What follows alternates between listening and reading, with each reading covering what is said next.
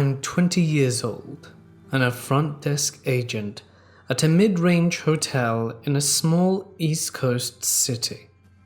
I'm a full-time student at the university and live alone in a one-bedroom apartment in a neighborhood made up mostly of college students.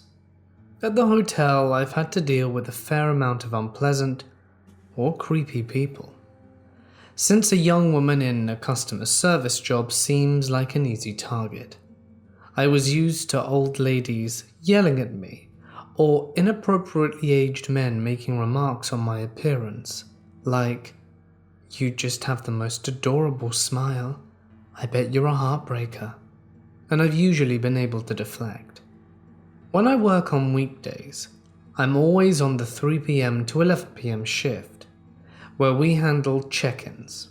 It was a slow night, where we only had 28 check-ins to deal with, and by 8 p.m., my co-worker Mindy and I had done all our tasks, and were leaning over the front desk chatting and watching the news, which blared perpetually from the TV in the lobby's breakfast area. We only had a handful of check-ins left, so we had kicked back with our deck of cards and Chinese takeout all over the desk. A younger man checked in, and I remember thinking he was cutish, but definitely looked Republican. He had neat blonde hair and a boyish smile, a weak chin, and was wearing khakis and a quarter-zip fleece. We had a pretty regular interaction, save for him making a lot of eye contact and smiling. And he went to his room. About half an hour later, he came back down and asked us where he could get alcohol. We told him there was a convenience store across the street that had beer and wine, and he and I joked a little about how it was closing soon, so he'd better run there. When he came back, he slid a 40-ounce across the desk towards me. With my customer service smile of vague cluelessness, I said, "What's this?" "It's for you." He leaned against the desk. Front desk agents have to stand up, so the top tier of the desk was about chest height. And when he leaned over, he was right in my face. "Oh, I can't drink that right now, but thank you. I think you should be the one to enjoy that." He was insistent, and I agreed I would take a drink after work, and I went into the office and put it with Mindy's stuff. She'd appreciate the free alcohol, but I didn't feel good about drinking a 40 from some too friendly guy. He hung around the desk for a while, and Mindy is the type of person who can keep someone talking for hours, even if they don't want to, because her brain never runs out of content, and she treats everyone like she's known them for years. This meant that this guy, Mr. Hansen, wasn't leaving anytime soon. They were talking about politics, and I heard him throw around some vaguely conversive rhetoric, but I pretended to be engrossed in my homework. He kept glancing over at me and trying to smile, but it was getting late, my feet hurt, and all I wanted to do was to go home in my underwear, roll a spliff with my cats, instead of allowing some 35-year-old he could flirt with me. At one point, Mindy had to make a phone call, so he slid down the desk towards me. I put on my customer service smile. "So, go to a liberal arts college?" My uniform shirt was short-sleeved, so you could see a few tattoos on my arm, and I have a nose piercing, so I assumed that the music theory homework I was doing on him informed his guess. "Oh no, I go to the local university. The city's main attraction besides its hippies and breweries was my college, and a pretty good state school, so it was surprising he didn't assume I went there instead." He was sizing me up, and I prayed that Mindy would be done with her phone call soon, but it was her long-distance boyfriend, and she wandered into the back office to talk to him. He started talking about his experience in his southern university, and how he was a veteran, but got injured so he lived off pension or something and didn't work, and was just touring New England right now. The conversation somehow turned to his love life, but I'm pretty sure I was so spaced out by that point, thinking about how I was going to eat at least an entire frozen pizza when I get home, that I didn't pay attention to what he was saying until it was clear he had asked me a question. "Would you do that?" he asked. "Would I do what? Get freaked out because I don't work? A lot of the chicks I date think that's weird." I remember exactly what he said because I thought it was weird he called girls chicks and how he spat it out. I laughed nervously and said, "I don't know, I don't think so." The hotel was on the smaller side, and I was very aware of the fact that Mindy and I were the only employees in the building at that time. He began to ask me probing questions about my love life, along the lines of, "Are you single? No. Would you like him if he moved away? Do you think you'll be with him a long time?" The last question freaked me out, and I wished I'd asked him to stop asking me personal questions like that.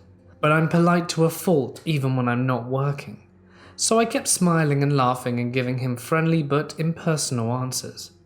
"You're very warm," he told me. "Have you ever worked with kids?" He talked a lot about how the girls he dated back wherever he was from, Ohio maybe, are shallow and materialistic, and how I seemed like a down-to-earth kind of girl.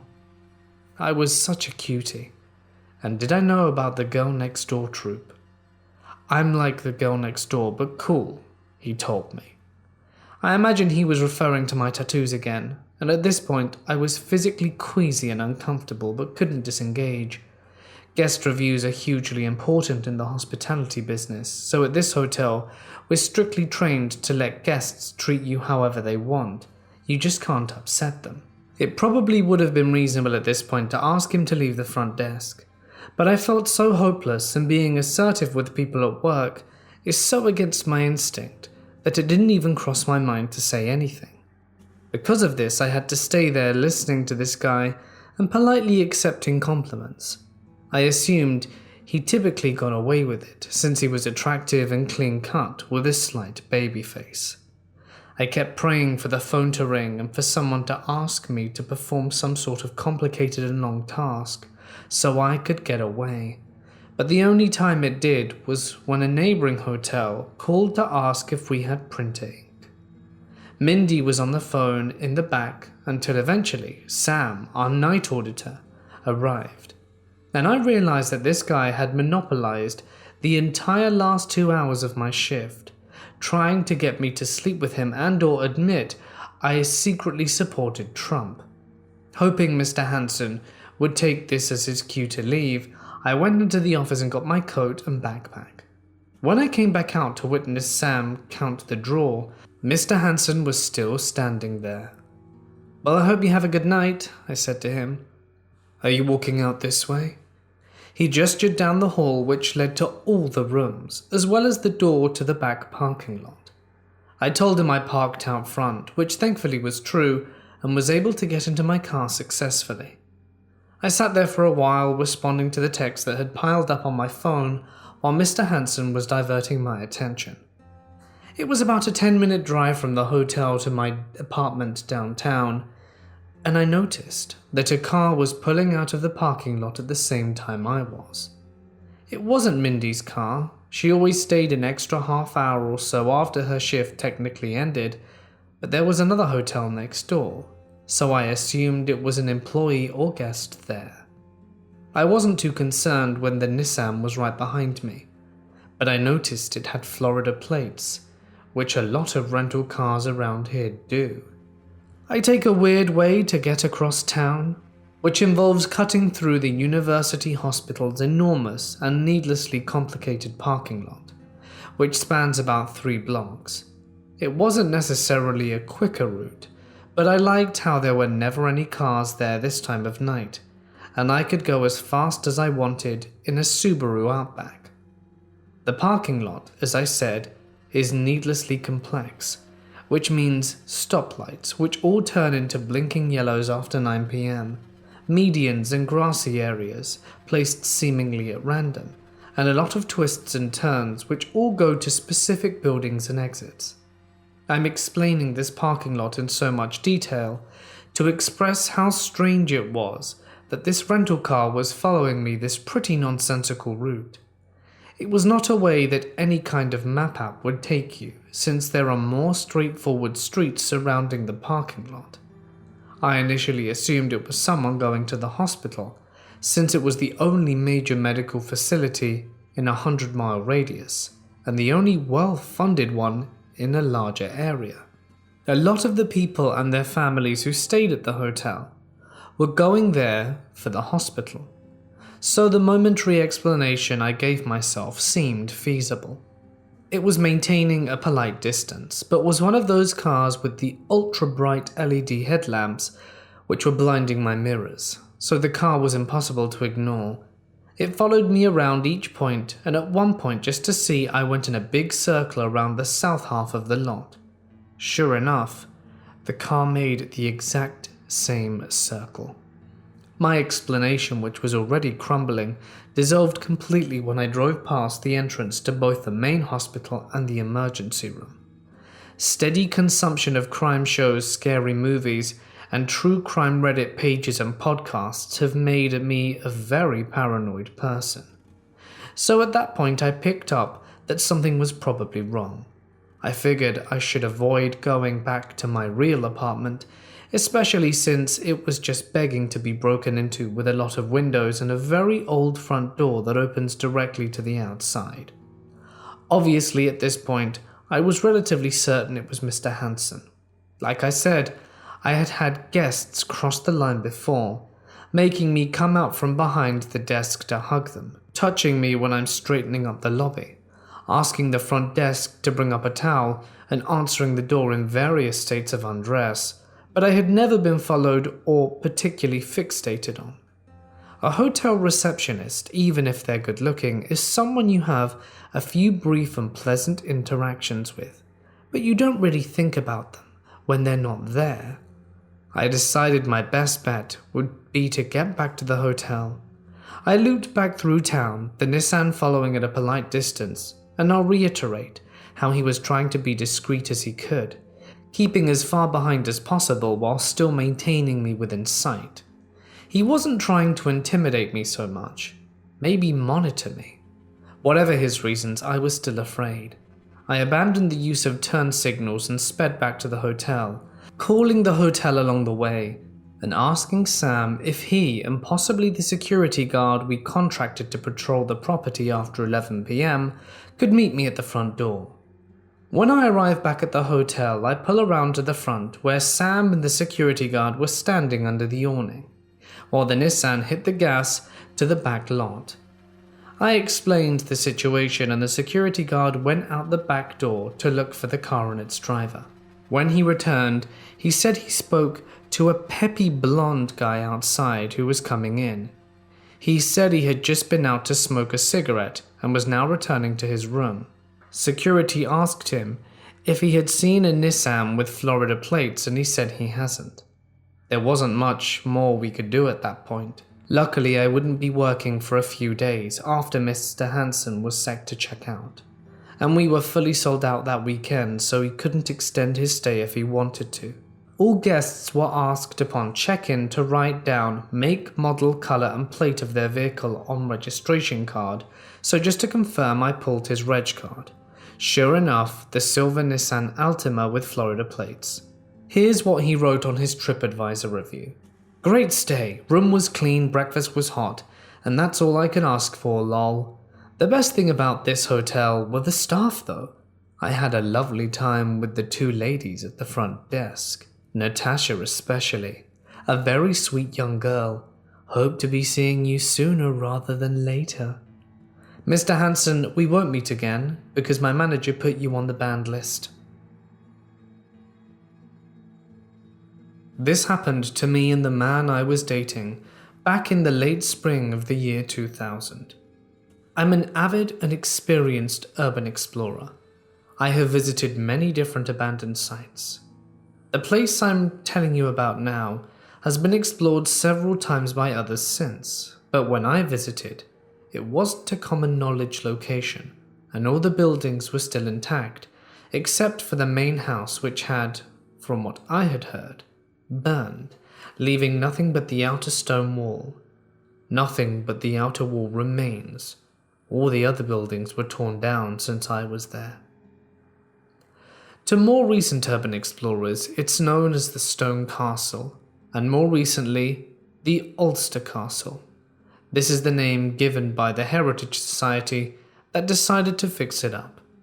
When my boyfriend at the time discovered it, he saw it in the distance from a roof he was working on in Oro, Medonte. There was, but not anymore, a large barn, a carriage house, and towards the back of the property a stable. The first weekend we both had off together, we made the hour drive to explore it. The property was absolutely stunning. On the top of a hill back from the road, you could almost imagine living surrounded by such beauty. And we did exactly that. The house itself was gone except for the wall, and if you looked into the basement window, you could see an old stove laying among the wreckage. You could tell it had been a beautiful home at some point to whoever owned it.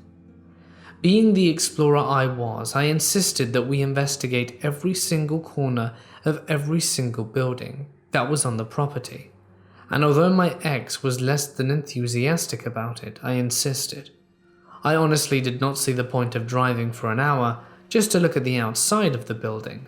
No, I had to go in. The first building we explored was the barn, both upstairs and down. Down in the basement of the barn is where things went from wow to holy crap real fast. The basement had been used as a place for satanic sacrifices. There was satanic artwork all over, a knife that appeared to have blood on it, and an altar with black candles, a bottle of what smelt like blood, and the most disturbing piece of whatever satanic group was using is they had built a makeshift cage out of the silo with chains inside and everything. My boyfriend at the time wanted to get the hell out of there as fast as possible, but I convinced him to stay so that we could explore the rest of the buildings on the property. I told him it was probably a bunch of kids just screwing around and that it was no big deal, right? Wrong. Our next stop was the stables at the back of the property, and honestly, I was so caught up in my love for exploring that he would not have been able to persuade me to leave without going in every single building no matter what. I opened the door to the stable and the smell hit me. Rotting flesh. The entire room was littered with animal corpses, dog, cats, rabbits, even coyotes and foxes that had been horribly mutilated. It was the worst thing I'd ever laid my eyes on. As soon as my boyfriend saw that, he grabbed me and said that we were leaving right at that moment, and that killing animals is not kids doing stupid things. This is serious. We started leaving, but there was one more building. I wanted to check it out on the way out of the carriage house. He said there was no way we were going there and stomped off up the hill back to the main house, assuming I would follow. But I did not. I went around the hill by myself and took a quick peek into the carriage house. That was anticlimactic. There was absolutely nothing in it. It's actually a good thing that I snuck off like I did, because if I hadn't, we wouldn't have seen them coming. They would have been able to sneak up on us if we weren't coming up the hill and to do God knows what to us. The first one I noticed was an adult male with a baseball bat. He actually had opened our car door and was rifling through our things, trying to find a key, I'm guessing. There were about 8 people in total in the group, ranging from adults in their 30s to teenagers and children of no more than 11 or 12. They all had weapons: golf clubs, sticks, canes, and baseball bats. I yelled at a guy what the hell he was doing going through our car, and my boyfriend came charging over the hill, bless his heart, right through the posse of creepos and weirdos who seemed to be lying in wait for us. It appeared that we had ruined whatever plans they had in mind, because they immediately backed off some and even tried to hide their weapons behind their backs, which is just as stupid if you ask me. Who wouldn't notice a baseball bat on someone's back? And I demanded to know what the hell he thought he was doing in our car, and he didn't answer. He just looked at me all nervous, My ex-boyfriend said that we were admiring the architecture of the house and that we were just leaving. They let us go and get into our car and drive off, which in itself is a miracle. I say, in light of what we had discovered on the property, they followed us in a black pickup truck with no plates for a good 20 minutes. Instead of heading home, we went to the closest city, which was Bury, filed a report with a policeman who seemed more shaken than us, and headed home. My ex never went back to that roofing job again. He had someone else finish it, and he went to another one. I wanted to go back, but after telling people what happened, I couldn't find anyone to go with me. My ex and I continued various explorations, but we both started carrying weapons. I still carry one to this day, even when I hike. I have not read of anyone else having similar experiences at that castle. Recently, my cousin, who is also an explorer, contacted me with a place she wanted to explore. Guess where and guess what? We've made arrangements to go there in the next couple of weeks. So on that note, many years later, to that castle cult, I hope to never meet you again. And to any other urban explorers out there, please be careful. You never know what you might come across in these abandoned places. This story happened when I was working the 150-mile line between Nashville and Chattanooga, Tennessee. I was working a local job on the run called the Cowan Pusher, with the mountain grade starting at Cowan and basically going all the way to Chattanooga. It can be a difficult stretch of railroad. I had the third shift on the Cowan Pusher. It was all I can hold, even if I didn't enjoy working nights. We basically just sat in the shop and waited to be called to help heavy tonnage trains get to Sherwood, Tennessee. Now all I can say about Sherwood is picture the hills have eyes with banjos added in. On the night in question, it was about 11:50 p.m. when a heavy freight train stopped over at Sherwood and requested our help to get over the other side of the mountain. We climbed on the engines and got on our way. By the time we hit Cowan, we started curving up the foot of the mountain. We had no visibility of any kind, and the only thing that was illuminated was by locomotive light. We had a 30-minute ride ahead of us, along with a 2-mile-long dark tunnel in our paths. As the clock struck midnight, we were in the middle of nowhere, surrounded by woods filled with wolves, rattlesnakes, and a few mountain folk. Most of the mountain folk are nice, but don't let the sun set on your ass in those woods. About 10 minutes later, the north portal of the tunnel was in sight. A bridge hung in the entrance. A bridge hung over the entrance. A branch line that was taking up long ago crossed it, going to another part of the mountains. The bridge is still accessible by ATV. As I looked up, I saw a campfire and people. They all looked to be dressed darkly, maybe even in masks. All I could see was white in the faces. As we started under the bridge, we heard a thud over our heads on the locomotive roof.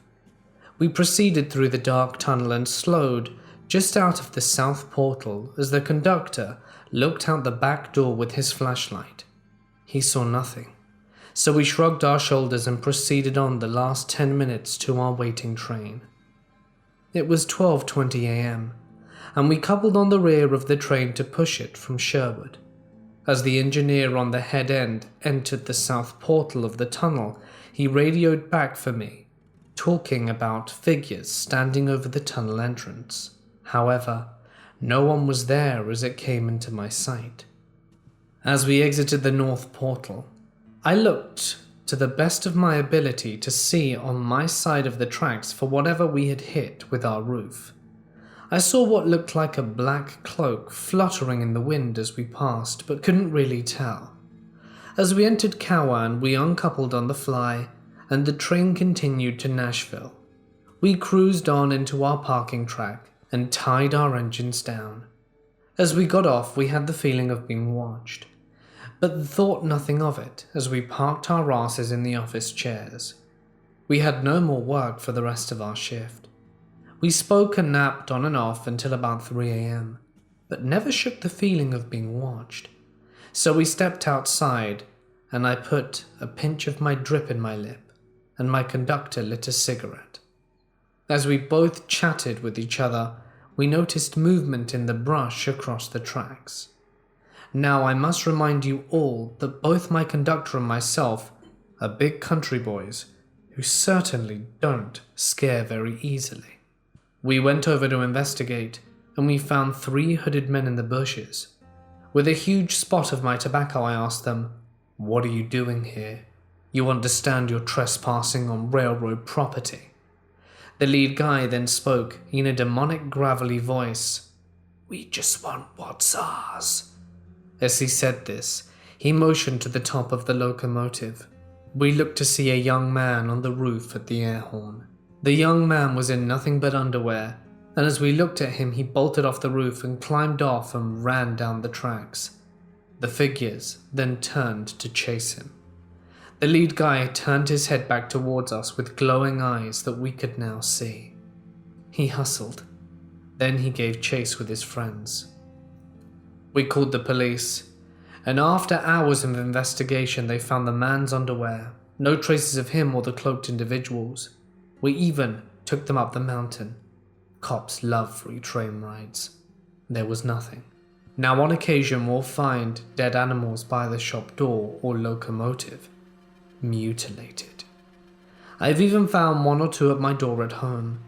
We still occasionally see that same fire on the bridge and get the feeling of being watched, but it's all gone by the time we return. There's definitely a cult somewhere on the mountains.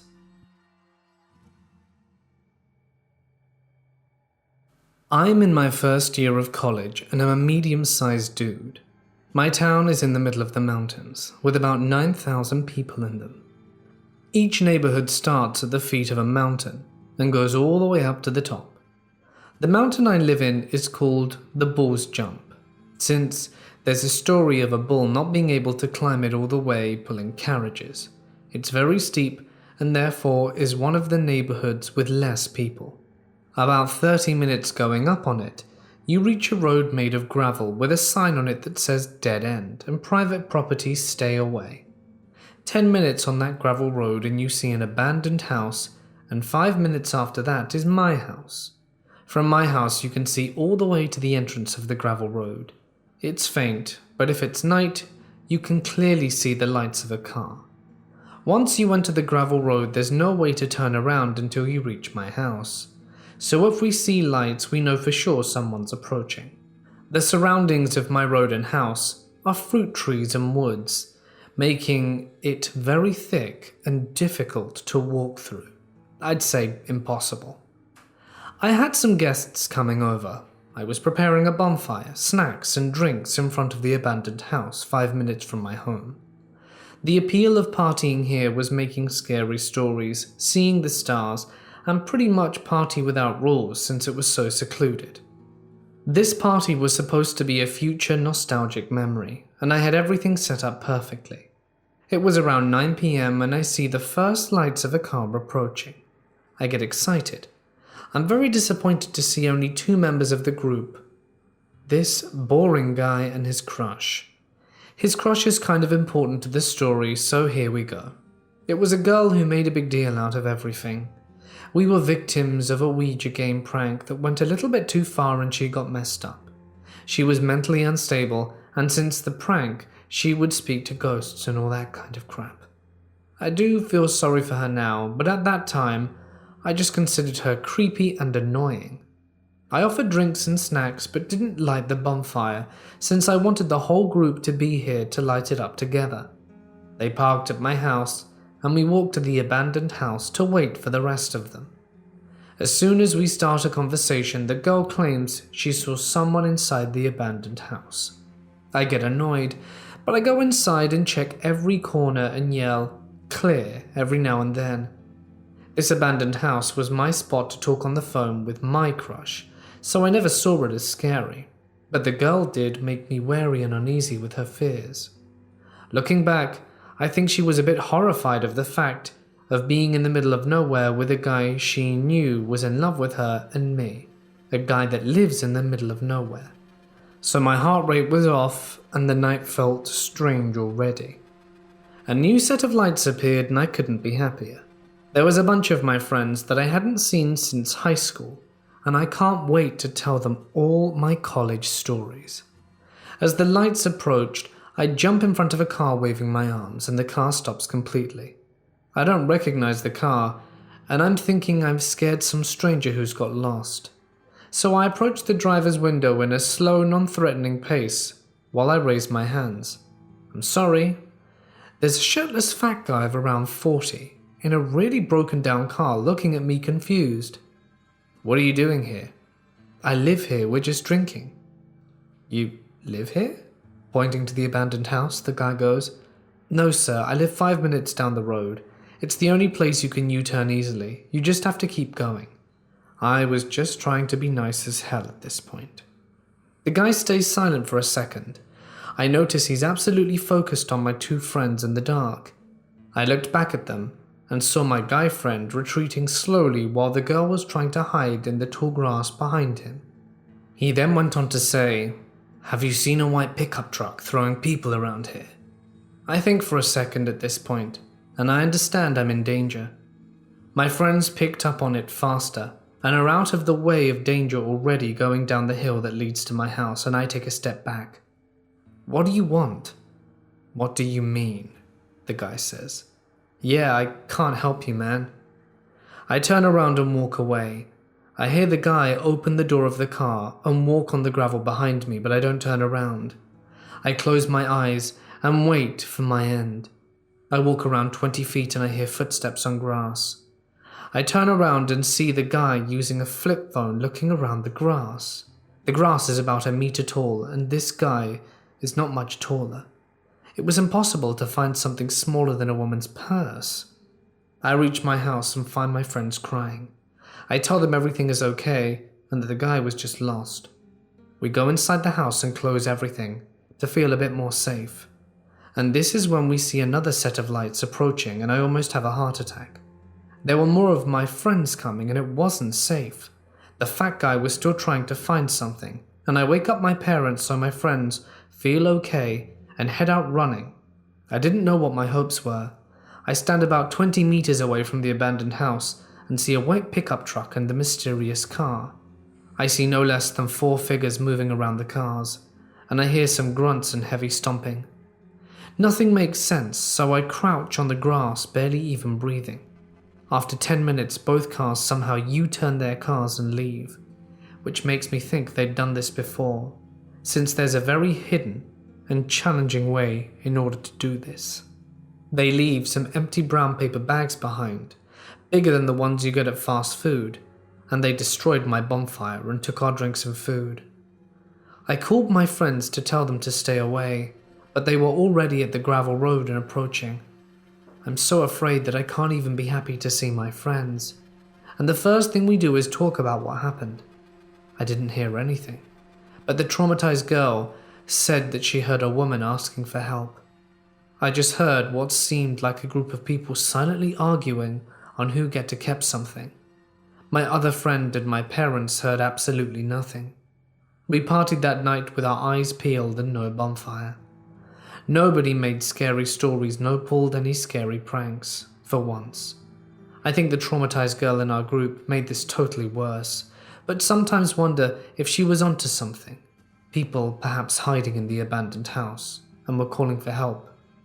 I did know some dealers in town, and they told me that there were much better spots to do their business around town than there.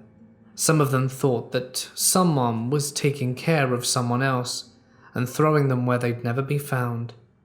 After 10 years, I still wonder what that was all about. Nothing has ever been found there.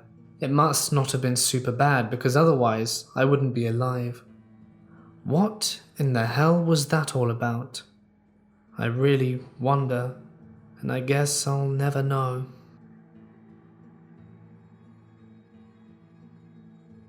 I live in Massachusetts, in a populated city, so I mostly rely on public transportation to get to places.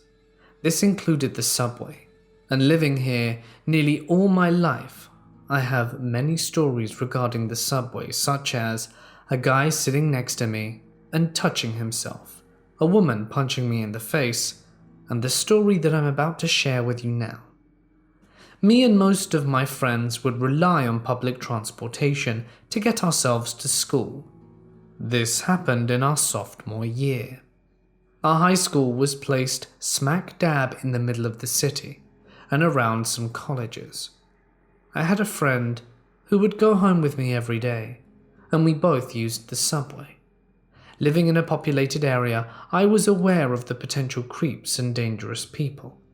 It was around 5 p.m. during the winter time, and it was quickly getting dark.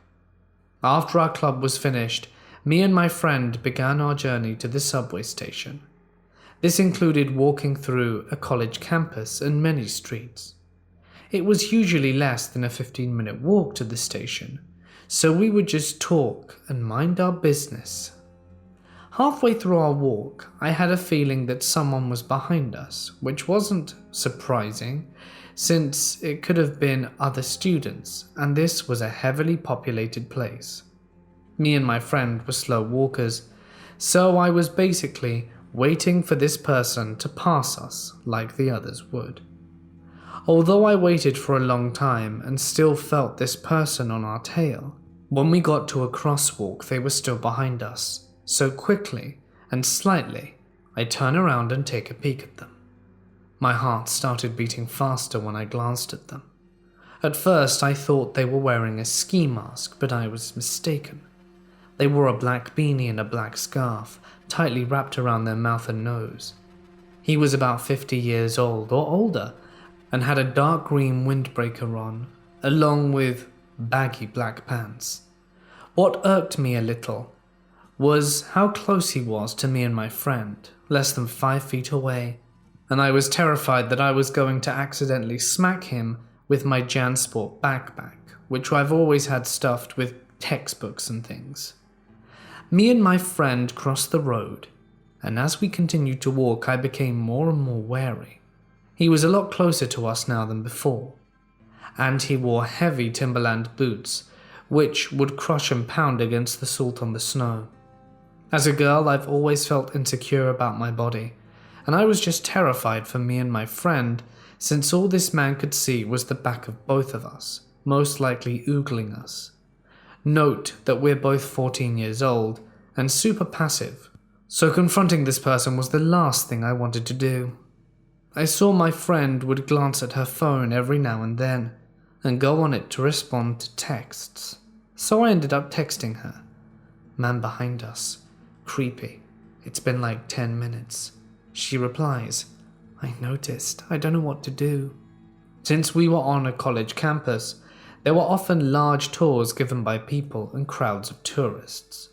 We began walking at a faster pace and I heard his footsteps quicken as well. I leaned in and whispered to her, walk through the crowd and take an immediate right on a different path that we'd never take to the station. It just led to a different gate exiting the college, and outside of the gate we'd be about 50 feet away from the subway station. So we did exactly that. Walked through a crowd of about 40 to 50 tourists by a popular statue. And after we were speed walking by this point, I looked behind me to check whether he was still behind us, and fortunately he was not. We then proceeded to walk down the stairs towards the station, still shaken by what happened. We paid to get through the gates, and then got onto the platform of the train that would take us home. There was a certain exit I liked to take at the station. I would get off to go home. So we walked further towards the left side of the platform with more benches. We found an empty bench somehow amidst the large crowd on the platform. It was Friday after all, and nearly 6, and I sat on the right and my friend sat on the left. Not 30 seconds after we sat down, I felt a presence standing right next to me at the bench. It was him. I saw the Timberlands. Not only that, he was just facing me, heavy breathing and staring down. I saw his shoes pointing at me, and his baggy black pants stuffed within his boots. I was terrified and nudged my friend, and she was on her phone. She was holding her phone but froze and didn't continue to click on anything. Just as we were frozen in our trance, the announcement started to play, stating the train was arriving. We both shot up as the train began to come through, and I took her arm, proceeding to lean her to the right side of the platform and through the crowd. We stood in front of the doors of a train cart along with many others. I looked to my right, and there he was, in front of another train door to our right. Each train cart came within 3 pairs of doors that would automatically open and close. We chose the middle door, and thought it would be odd that he was kind of on the right door instead of following us in. Then I thought that he would probably isolate himself and follow us off the train cart at our stop. I looked up at the train board to see that another train was going in 2 minutes, and as the train doors opened, people began to spill out. I waited for everyone to shuffle out, and the group at his door had already shuffled out, so he was in the cart already. I still held my friend's arm and made to go into the cart last, standing in front of the doors. There were less people on the train, but all of the seats were taken, and there were 1 to 2 empty per row. I could see him on the right side of the cart staring at us. The train would make a warning noise that would be about 3 beeps, indicating they were about to close. The beeps were half seconds. At the first beep, I instantly yanked me and my friend out the cart and back onto the platform. The doors quickly closed, and I breathed a sigh of relief. The train cart started moving within 5 seconds, but within those 5 seconds, horrifyingly enough, the man sprinted to the closed doors, which had 2 transparent windows, and stared down at me and my friend. We backed up immediately. He still had the beanie and scarf on, but all I could see were his menacing eyes. Then he started banging on the glass, making both of us jump, but it was cut short as the train started leaving. Still looking at him banging on the glass as the train moved in the tunnel, my friend fell to the floor and started crying. There weren't many people on the platform since everyone boarded the train, and I began to console her and tear up as well. We were both young and oblivious to everything. I helped her, and we got the next train and sat down blankly staring out the windows across from us, which showed the dark subway tunnels in motion. Afterwards, we were near our homes and parted ways. We never told anyone about this, although we should have, thinking back on it all. I met up with the same friends a few days ago, and we were all reminded of this event. I'm glad that we're both safe and out of harm's way, but I just felt so stupid knowing that I could have gotten someone's attention since we were near big crowds, or possibly a security guard. So creepy guy who follows 2 underage girls home, let's not meet. This happened about 7 years ago, but still really freaks me out. My hometown has a canyon that is rumored to be haunted. The story is that a woman lost her husband in a mining accident, and she haunts the canyon searching for him. In this same canyon there exists a building, very much off the main trail, called the Devils Playhouse, because it's said to be the place where devil worshippers go on satanic holidays in order to do their rituals and whatnot.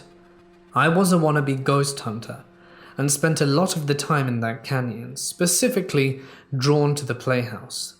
It was an old factory with a lot of mysterious writing on the walls and holes into rooms that had no entrance. To get to the factory, you had to drive way off trail on a very beaten up dirt road, and just after the house there was a fence. As daring as I was, I always turned around at that fence, so I could get out of there easily if I got scared. From there you had to climb in and out of a deep ditch to actually get to the playhouse. Now that the description is out of the way, here's what happened that caused me to never go there again. I had brought my younger sister and 2 younger cousins up there. We were messing around taking pictures when my little sister swore she saw a camera pointed towards us from the rocks outside the window of the warehouse. I didn't really see it, but my sister was really freaking out. We decided to take a break from the playhouse and I walked about 100 feet to a bunch of large stone fixtures. Now, I had been up that canyon many times, and rarely did I see another car, especially at the Devils Playhouse. But suddenly a truck made it way along the trail. When the driver caught sight of us, he slowed down to 5 miles an hour, and the passenger was very noticeably pointing a camera our way. They then proceeded to drive past my car, then back up to where we were bumper to bumper. I really thought they were going to tow my car or something. They left their truck on, and then 2 men stepped out and climbed through the ditch. They walked around the far side of the playhouse from us, and my sister pointed out it was the side the camera was on. I was the adult in this situation, so I was coming up with any reason to give these guys as to why we were there just in case we were trespassing. We had walked back to the house to get to the only safe part of the ditch as we approached. The men stepped out. They were probably mid-30s or so. They didn't say a word, they didn't smile, they just stood there, and we had to walk right past them with no emotion on their face at all. We made it to my car and drove off a bit. I just had a really sick feeling in my stomach. They were hiding something up there. I decided to walk at the base of the entrance of the trail to the playhouse and just wait for them to come back down. It was stupid, I know. Another car pulled up beside us, and the old man who was driving it stared at us. He was seriously creepy looking, and it scared the crap out of us, so I drove back down to town. The car followed. He even parked at the gas station we were going to. We had gone inside, and he sat in the parking lot for a good 20 minutes before leaving. I'm still not entirely sure what happened or why, but strange men hiding something in the Devil's Playhouse. Let's not meet. In New Zealand, we have a lot of walks, and sometimes I like to just drive somewhere and go for a hike in the bush. Normally I just walk to a point and turn back, but tonight I decided to walk the entire track. This specific track goes from a visitor center at the top of a hill, then down a hill is the track which takes you past a large old abandoned railway that was once used to show off glowworms and now was just a rusting wreck. I decided to walk down the track. It was about 4:30 and it was starting to get dark, so I thought I would explore a bit and then walk back to my car. About 200 meters from the main station, there's an old tunnel used by the train. This tunnel has been abandoned coming up 3 years now. So I'm in the tunnel with my little lantern. This tunnel would not have been more than 500 meters long. While I was walking over the sound of my wet slapping footsteps, I swear I could hear someone following me, breathing on me. I felt the hairs on the back of my neck stand up, and I stop in my tracks and swing around with my lantern. Nothing but a small bat of light from the tunnel opening. So I start to walk again, and the feeling returns, then over my own breath and the slapping of the footsteps. I heard something, not someone, a man with a deep voice. I heard in a dangerous whisper, "Get out." Didn't need to tell me twice. I felt my large frame running through this tunnel designed for a tiny train, and I heard footsteps behind me. The light of the mouth of the tunnel is getting larger and larger, and I feel the security of daylight wash over me. But then I trip over and fall down on my stomach while still in the tunnel. I feel this presence near me, and I try to get back up, but my shoulder is killing me, and my legs have decided they don't want to work anymore. Then I felt it. Whatever it was, didn't want me there, and didn't want anyone there. I got up, covered in mud, down my front, into the safety of daylight, walking up the railroad looking like some awful extra on The Walking Dead. I reached the small station and managed to sit myself down on the long defunct station, sitting there trying to stretch my arms out so it won't hurt anymore, then stretch my legs.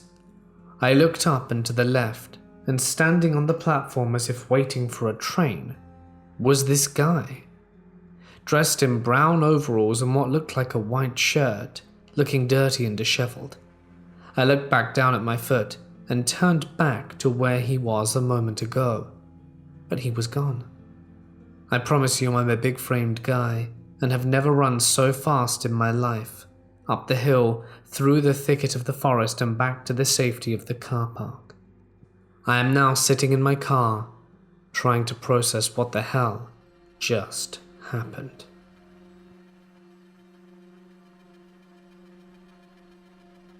This happened primarily to my mum. I'm a 19-year-old female who was studying in a university in England, entering my second year last month. We decided to stay in my university town the day before I was due to move into my student home, so I could get there early and move my stuff in and give me the rest of the day to relax before we started Freshers Week. The night before moving day, me and my mother stayed in a local hotel in my university town and were greeted by a friendly guy called Jeremy. Jeremy was very attentive and showed us to our rooms and stayed around 10 minutes telling us the history of the hotel and repeatedly asked us if we needed help unpacking and stuff, which we kindly rejected. It was a Friday, so me and my mother went around the town and had a few drinks. Nothing too heavy as Freshers Week started the next day, so I wanted to be fresh for Saturday night. Before going out, Jeremy explained that he never works weekends, so told us to have a good night and wished me luck with the rest of my university journey. He gave me and my mother a hug each and a slight kiss before moving his hand down towards her bum, which she found weird but brushed it off as nothing. My mum is 37 but looks young for her age, and Jeremy is easily in his 40s, so we just thought Jeremy may have fancied her chances with her. Moving on. Me and my mum have a great night around the town and watch a few live bands and have a few wines, so we're a bit on the tipsy side. We get back to the hotel and the bar is still open, so we decided to have a nightcap. While we're having a drink in the bar, Jeremy emerges from a back room and spots us and makes a couple of jokes. He then proceeds to watch a video on his phone at full volume of a woman screaming at the top of her lungs as if her life was being ended. This screaming was blood-curdling and made me and my mum unsettled, and also another couple in the bar looked a little concerned as well. The video lasted 3 to 4 minutes before Jeremy laughed and went into the back. When we start making our way, my mum had taken her shoes off after they had become painful from all the dancing in the bars earlier. Jeremy emerges from the back room and puts his arms around my mum and says, "Oh, let me help you to your room, honey. You must be wasted after all that drinking." My mum isn't actually drunk and insists that she's fine, but Jeremy persists and basically follows us to our room and proceeds to come in. But I bid him good night and close the door in his face before locking it. Next morning, we are up early and make our way down for breakfast. The young girl working takes our breakfast orders, only for Jeremy to bring them out, insisting the eggs are cooked to perfection, although he claimed he never worked weekends. Me and my mum are weirded out by Jeremy at this point and checked out of the hotel straight after breakfast. Jeremy sees us and says these exact words, "I'll be seeing you soon, Christy." Anyway, at the time it doesn't strike us as unusual, and my mum drives us to my new home and helps me unpack. Once I'm all ready, she leaves in the early afternoon, as she had to work that evening at our local bar. The rest of the day goes without much going on, but that night I'm out drinking with my housemates and I get a call from my mum saying Jeremy had just come to the bar where she works. This is no coincidence, as when we're having our nightcap, Jeremy would have heard us talking about the bar where my mum works, and he also had our address, which needed to be provided at the hotel for whatever reason. He also said to my mum, when she was pouring his pint, that she should go round to his friend's house after her shift, which was just around the corner. This call really scared the crap out of me. A half hour later, Mum called me and said that Jeremy had left the bar after she rejected his offer to go to his friend's house later, but Jeremy had said he'd be back for her. This was really worrying, and I told her to make sure that a customer was always with her when she was locking up on her own that evening. After this call, I felt sick and didn't join my friends in going to the nightclubs. In the meantime, I called my dad, who no longer speaks to my mum. They're not on bad terms, they just chose not to keep in touch with each other after they split a few years ago. My dad is a club bouncer, but he wasn't on duty that night, and I called him and begged him to drive down there and make sure everything was okay. My dad clearly knew by my shaky voice that I was panicked, scared, and helpless. 1 a.m. rolled around and I didn't get a response from either my mum or my dad's phone. I was worried sick and hoped that Jeremy hadn't been waiting around the corner and done something to my mum while she was locking up. At 1:30, my mum finally ran me in hysterics. As she had been locking up, Jeremy had pulled up in his car with 3 other men and shouted at her to get into the car for a ride. My mum declined his advances, and he got out the car and approached her and told her that he won't tell her again. He said she had been flirting and teasing him ever since she checked in last night. She told Jeremy that was nonsense and she wasn't at all into him. As Jeremy approached her, she could smell heavy liquor. As Jeremy went to grab her, my dad pulls up behind the car and beeps his horn. This caused Jeremy to go back into the car, climb back in, and tell my mum that he knows where she lives, and he'll be waiting. The car screeches off. My dad gets out of his car and tells her that I had told him to check on her. Scared to go home, she asks my dad to drop her off at my grandmother's as she doesn't want to be alone. After that night, we never saw Jeremy again. But my mum did make a report to the police about him and gave them a full account of what happened, but she hasn't heard back from them. I'm just so relieved that my dad turned up to the pub when he did, as it would have been very easy for Jeremy to get my mum into that car, as she's only 5'2" and weighs roughly 120 pounds. I just hope that scumbag got what was coming to him and is behind bars.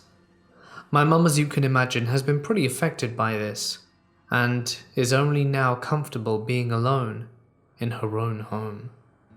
So Jeremy, let's not meet again.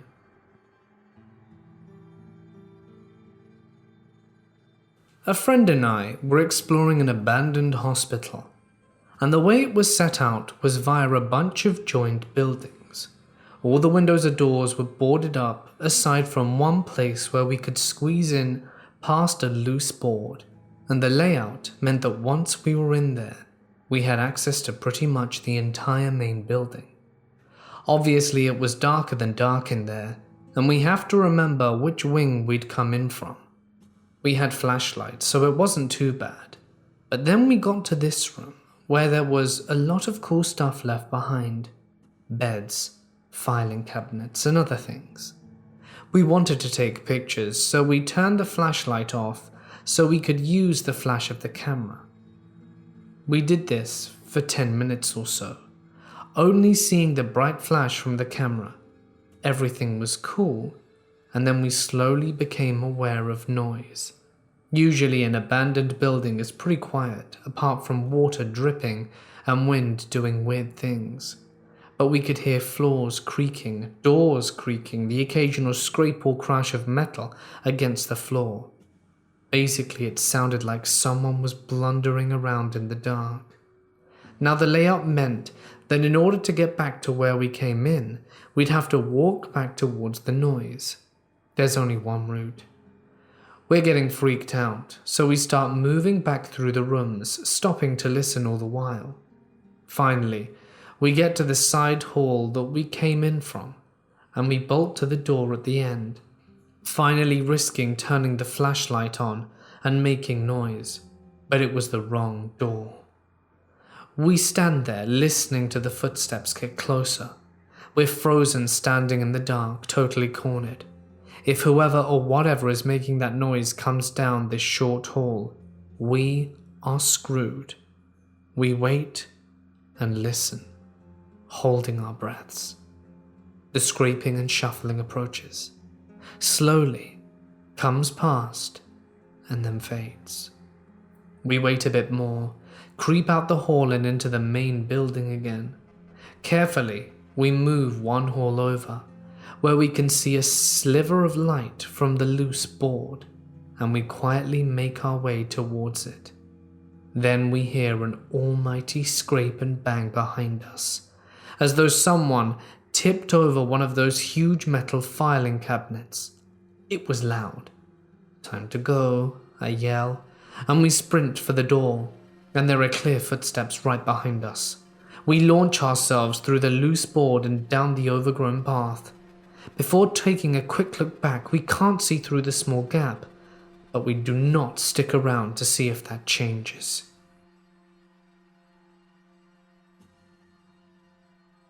I grew up in the densest region of the biggest city in South America. It's a dangerous place to the point where I've never met a single adult person who wasn't robbed at least a few times. You know the story? In some places there are a lot of words to describe snow because of how prevalent it is. Well, in Brazil, there are many words to describe a robbery. One particular common type of robbery is called an arrastão, literally a great dragging. It's when a group of robbers target individuals in a much larger crowd. The sudden scare makes those near run away, and when people see others running scared and screaming, they also start running along, dragging the whole crowd in a single direction, hence the name. The robbers use the ensuing chase to flee before the cops are called, so it's usually a very brief event. Usually. Now, back in 2009, when I used to travel by subway and walk for about 10 minutes the rest of the way to college, I studied at night, and class finished at 11:15 p.m, by which time I would take a bus to return to the subway station, because it would be far too dangerous to walk this late at night. The day was November 10th, around 10 p.m. I was in class when I noticed all the lights in the buildings I could see through the window were turned off. Soon after, the lights in my building would go off as well. I didn't know it at the time, but what happened was a huge blackout that affected half of Brazil and the entirety of Paraguay for a while. Power would gradually return, but things would only be normal the next day, at least 8 hours later. The generator kicked in, but our teacher dismissed the class due to the blackout. As I left, I discovered near total darkness outside. Streets were mostly illuminated by the cars on the road, and I went to the crowded bus stop and waited. My bus arrived very late, but eventually I reached the subway, and this is when things start to go wrong. Because of the blackout, the subway was not operational, and there was already a large crowd waiting for it to reopen. The building itself was powered by generators, but no one was allowed past the turnstiles until things got back to normal. This was a very warm Brazilian spring night. There was no ventilation in the building, and the conglomeration caused it to feel even warmer. The result of this is that the crowd was divided in two. One group waiting inside the hot, but illuminated building, and the others waiting outside in the cool, dark night.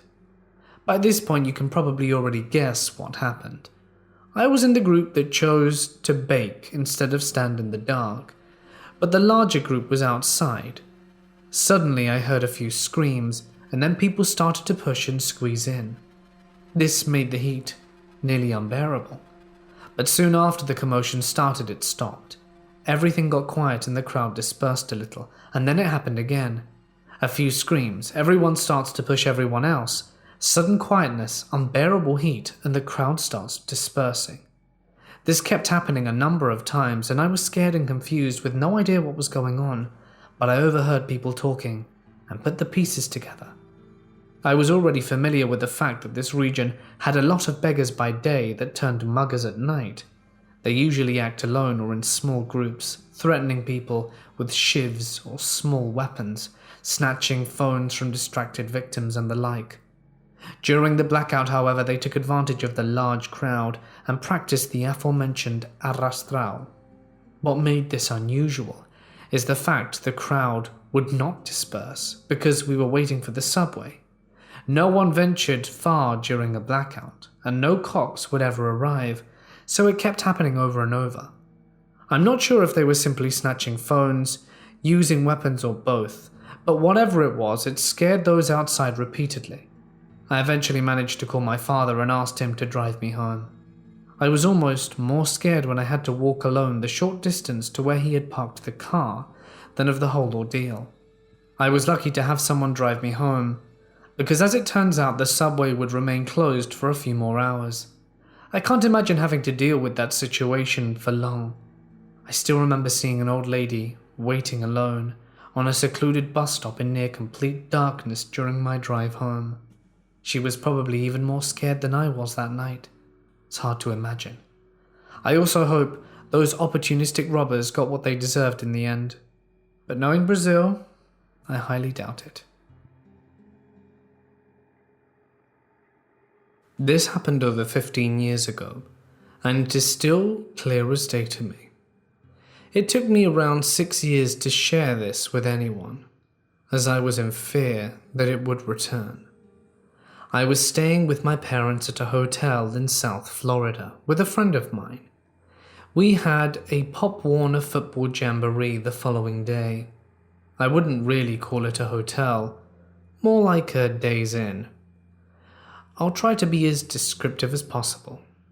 You ever get the feeling that something is watching you, or trying to get your attention without making a sound? This feeling was so intense and hit my gut so hard. The feeling mostly made me nervous, and this is what woke me out of a deep sleep at 3 or 4 a.m. I sit up in bed and immediately get that awkward feeling. I look around the room and see my parents sleeping to the bed closest to the entrance of the room. My friend and I are on the bed closest to the window. The only thing bringing a little bit of light into the room is the alarm clock and the crack under the door to the main hall. While I'm looking around the room, I'm drawn to the window next to the bed. It looks open because the curtains are moving, but it's a window that can't be opened.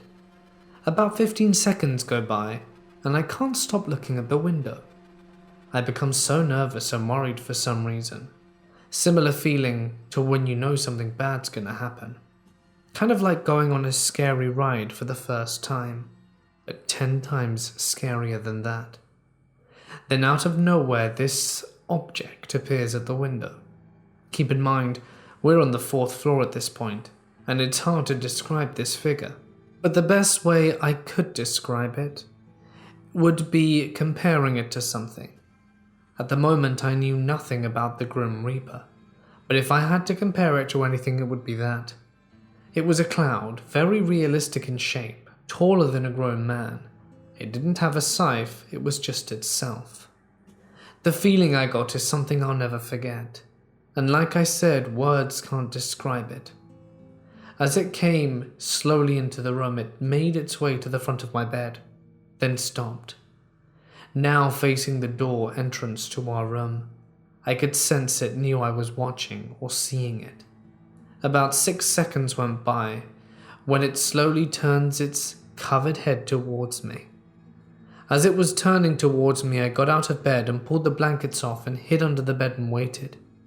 Being so young and unaware of the worst case scenario, as being dragged from under the bed and taken away from my parents was probably that, I waited. But nothing happened. I just waited until the sun came up, and my parents asked me what I was doing on the floor. My friends always ask me, why didn't I scream or yell for my parents? I tell them that this thing brought so much fear into me, I couldn't even begin to comprehend what was happening. I was terrified, and didn't say a word of it for 6 years, only when another friend of mine shared a pretty intense story. But nothing has happened since. No ghost or anything like that. I just wanted you to know. And if anyone has a similar experience, I'd love to hear about it. For all of those of you wondering if this is sleep paralysis, I've had it before, and it wasn't that. Not to mention, I couldn't have been found under the bed if I'd have had sleep paralysis. In any case, I'm not exactly the religious type, but I just wish to know what the hell I saw that fateful night long ago. In March 2011, I took a late-night drive with 3 high school friends. We drove from Modesto, where we all lived, to Knight's Ferry, about 27 miles east. Knight's Ferry is a tiny little village in the foothills where the Central Valley meets the Sierra Nevadas. We arrived at around 11 p.m. and found the place eerily desolate. The purpose of the outing was just for the drive itself, so we weren't surprised, but we did get sort of creeped out. It's cliche, but the place itself was a total ghost town. There aren't even street lights, so there are just dark, shut-up buildings along the main street, but a full moon was shining overhead and illuminated everything. We parked at the end of Main Street near an abandoned mill from the 19th century. The driver, my friend Freddie, and I decided to get out and get a better view of the open sky and take in the quiet night. Our other 2 friends, Jack and Chris, stayed in the car. They were freaked out by the dark, quiet, and isolated setting. The road is a bit elevated above the mill and the adjacent recreation area along the Stanislaus River. Freddie and I walked to the edge of the road when we reached the waist-height wooden guardrail, and we saw 2 figures standing below, probably 30 to 40 feet away near the main building. These figures were featureless and solid grey. It was as if they were wearing those skin-tight colour bodysuits that they sell at costume stores. They had no face, no identifiable marks, and appeared to have no clothes on, no genitalia or breasts, no hair, nothing. Just a head, torso, arms and legs, and about the size of an average human adult. I can't attribute their lack of features to darkness, because the moon was so brightly shining down on them. They were completely exposed in a clearing with no shadows obscuring them. We could see them plain as day, and they almost seemed like they were slightly glowing. I don't know if that was just an illusion from their light color reflecting moonlight, or if my eyes were playing tricks on me. But just as we laid eyes on them, they turned towards us, like they had been in conversation but then noticed our presence, the same time we had noticed them. Even though they had no eyes or face, we could tell they were looking at us.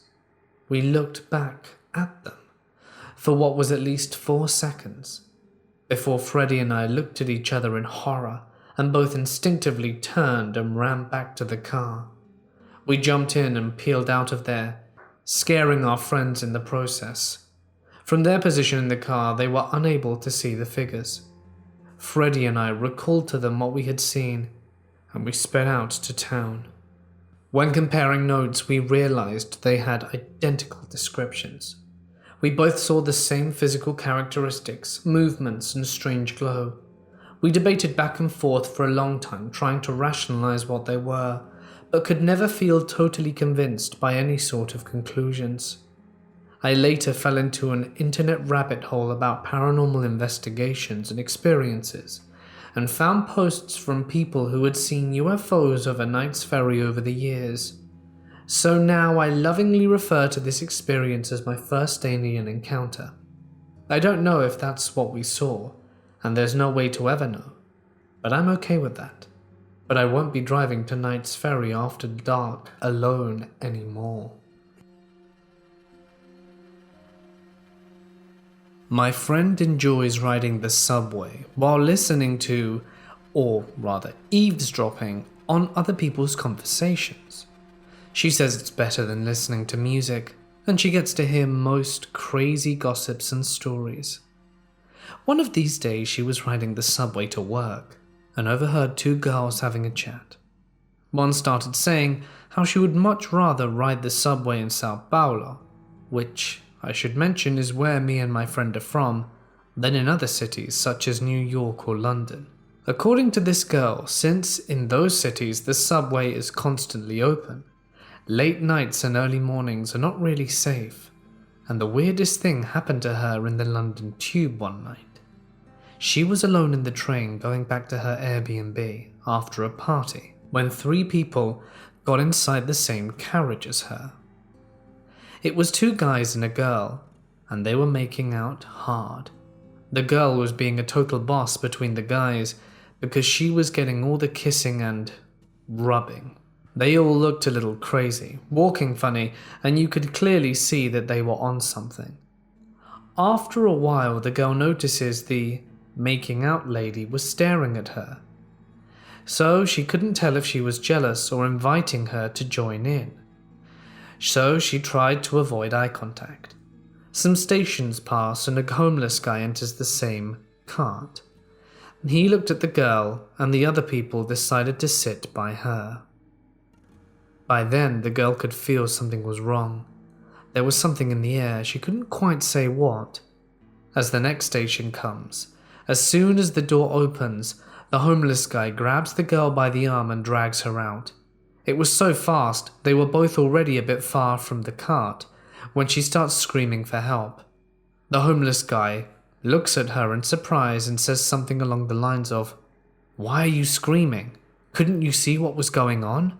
Can't you see I saved your life?" That girl, between the 2 men, she wasn't blinking. They were carrying a corpse.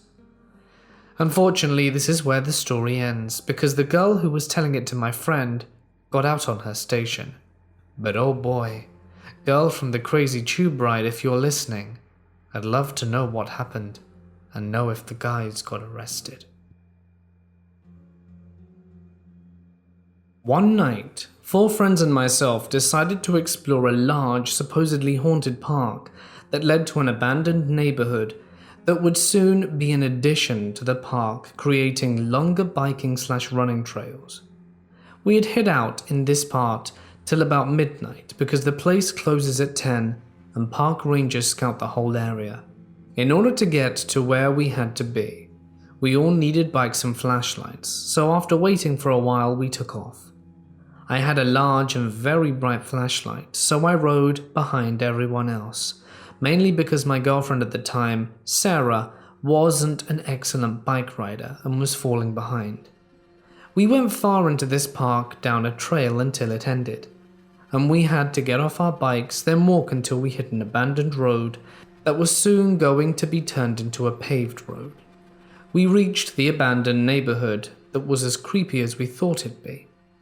It was 1 a.m. and being an eerily quiet street with greenery growing over beaten down houses just gave off a creepy vibe. After taking pictures and failing to really see anything worth noting, we decided to make our way back.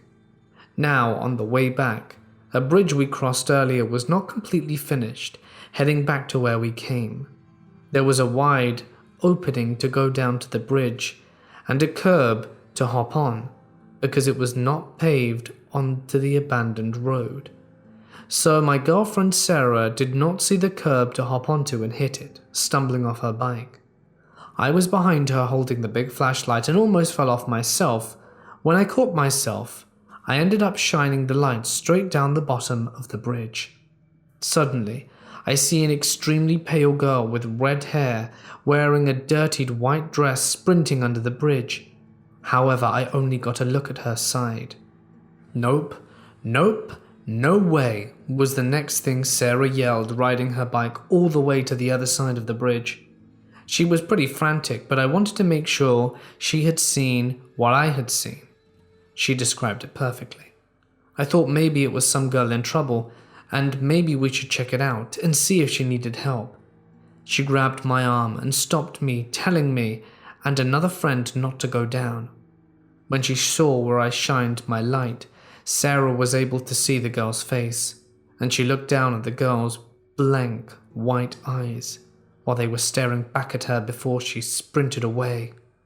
We have no idea if it was truly paranormal, and she hates it when I bring it up. This story happened 4 years ago now. So my school has a sister school in Japan, and we had a foreign exchange program every year. I went last year and it was the best trip I'd ever been on. I stayed with a student and his family near Yokohama, and there was only one bad experience the whole time I was there. We were going to visit Sea Paradise, a theme park in Hakajima, and going to meet up with some friends of mine and his host family. On the train, however, there was a strange man who I assumed was drunk or on some kind of substance. He kept putting his thumb up at me, which was friendly enough, so I did in return, sort of like an, "I'm okay." I expected him to leave me alone after that. However, he kept dancing around the carriage and singing quietly. He almost fell over a few times when the train stopped, which was rather amusing. After this went on about 15 minutes, a massively muscular American guy boarded the train and yelled at the man to leave me alone. He asked if I was alright and told me that there were some creepy guys hanging around that area, and it wasn't the first time he'd seen them. I think that the creepy man assumed I was alone because I was being a relatively small 13-year-old Australian kid and did not look anything like my Japanese host family on the train with me. He probably saw a chance to try and take me or something, as I looked undefended. I'm still not sure what the American man meant by what he said to me, but it sounded like this wasn't the first time something like this had happened. I hope the man doesn't return to pry on more children, but somehow I doubt that. This happened a while ago. I was in a hospital with my parents on the outskirts of a city of a huge campus filled with trees and forest.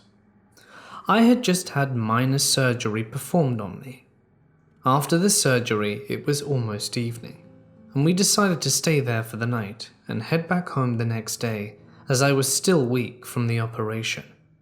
My dad went to search for a nearby hotel, but most hotels near the hospital and the medical college campus were already full by then. There were a few with very expensive rooms. It wasn't a big city and quite near to a mountain, so our options were limited. My dad told me to eat at the restaurant nearby while he continued to search, and he returned half-hour later saying he'd found a good guest house. We were relieved, and we drove in a cab to get there. It was a bit far into the forest trail, completely surrounded by trees, but then after a while we reached it. It looked serene.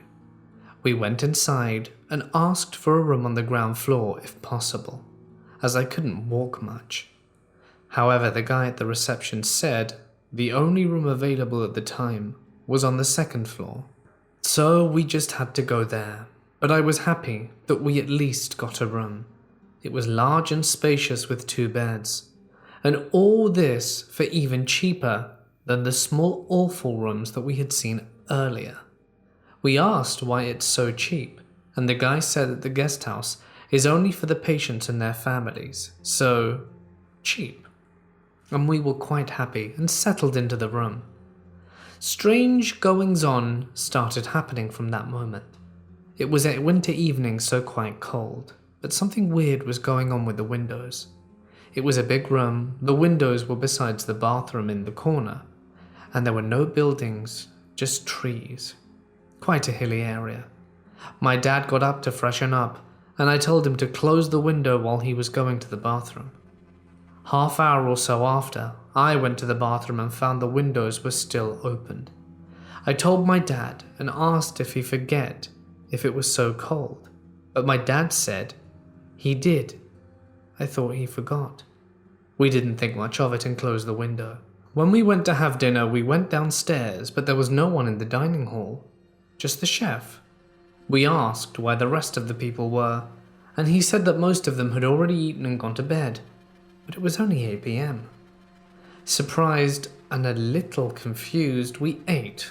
The food was surprisingly good, despite the low price we paid, so we were happy. And then things started to get strange. Once we reached our room, my dad realized his phone was missing. We searched everywhere in the room and asked my dad where he had left his phone. He said he'd left it on the bedside table, but it was nowhere to be seen. That's when I noticed the window was open again. I asked my mum and dad if they had opened the window for whatever reason, and they had not. Now I know for sure I had closed the window. It was weird. We thought some thief must have come through the window, but it wasn't possible. The windows were locked from within. We were on the second floor with just trees around us. Nevertheless, we kept searching for the phone. We were sure as hell it wasn't in the dining hall, because my parents are very compulsive about these things and always check before they leave. But nonetheless, we still went down. When we arrived, we saw no one was there in the dining hall. We searched high and low, and there was no phone. There was no one on the ground floor either, no one at the reception. We assumed everyone must have gone to sleep, but it was barely 8:30 p.m. We wanted to contact someone in the reception, and when we went there was no one there. But oddly enough, my dad's phone was below the desk of the reception. We assumed my dad had forgot and left it there when we arrived. But when we got back to our room, my earphones were now gone. I knew I had put them on the bed before leaving for dinner, but now they were nowhere to be found. After a lot of searching, we found them under the bed, deep under. It was strange. I was just relieved that I got them. Then we were chilling for a bit. My parents were chatting, me playing some games on my phone, when suddenly we heard a woman screaming. She was crying in our native language to please not hurt her and leave her alone. We thought a couple was having a fight besides us in one of the rooms. It was very unsettling to hear her cries. Then it suddenly stopped. Me and my dad got up to see what the fuss was all about. When we left the room, we saw no one outside. We thought, let's check if everything is all right. The room beside us was locked, so we went to the next room. It was locked too. We went to the next. Every room on our floor was locked. We got curious. Where did the sound come from? We went to the first floor, and the same thing. They were all locked from the outside. And after going down to the bottom floor, all the rooms there were locked as well. All the rooms in the guest house were locked. There was nobody except us. Why did they say all the rooms were booked and gave us that room on the second floor when we asked for a room on the ground floor? Where did the scream come from? Where were all the people?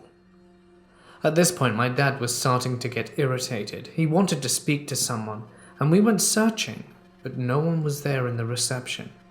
No one at the adjacent room besides the dining room for staff. We went to the entrance to find someone outside, as the doors were locked from the outside.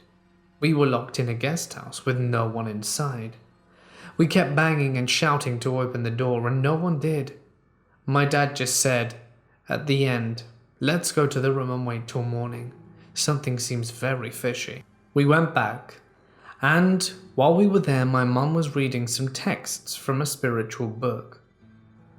She always has this book with her, and she was quite scared. She said that after she went away, she heard the voice of a woman again. She was laughing like a maniac now. She was scared and began chanting the mantras, hoping no harm will come. As you can imagine, we didn't get a moment's sleep that night. When we woke up in the morning, we grilled the supervisor, and he didn't offer us much explanation. It all seemed rational to them. Turns out that the guy on duty went to sleep for the night in a nearby apartment. They locked all the doors for safety reasons apparently, because freedom to leave isn't included in the price you pay, apparently, and that if we really wanted to leave we could have just shouted to the guard. That was the person who was outside, but they ignored us when we tried doing that, so there you go. Apparently it's all for security, to prevent break-ins and stuff. In any case, we were just glad to leave that place. It was giving us seriously bad vibes. We hopped in our cab and drove away. I took an Uber from my school play rehearsal, which ended at 8:30, to the train station. The train came at 9:17, and I decided to just wait there until the train came because I didn't want to Uber home, then do nothing for 10 minutes, then take another Uber to the train station. My mum couldn't drive me because she was at dinner with my grandma. I'm waiting at the train station, and I was around 15 years old and 5'3". You see, I was taking the train down to my dad's house for the weekend. It was raining, and so I was sitting on the bench under a cover on the platform.